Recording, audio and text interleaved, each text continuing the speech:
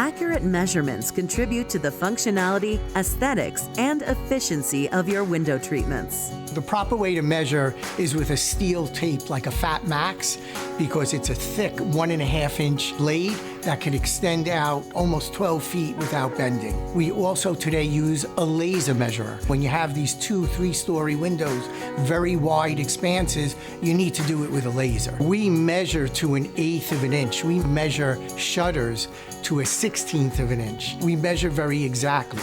And when we're measuring, we're looking for obstacles. We're looking for where outlets are. We're looking where air conditioning vents, heating vents, light switches. So now when you tell me you want the drapery to be 1/2 inch, 1/4 inch of the floor, or touching the floor, I need to have those very exact measurements. We use an app and we take a picture of the window, a picture of the wall, and we measure the wall architecturally. And then I can do whatever I want, whatever the designer or the architect requests. We have those measurements.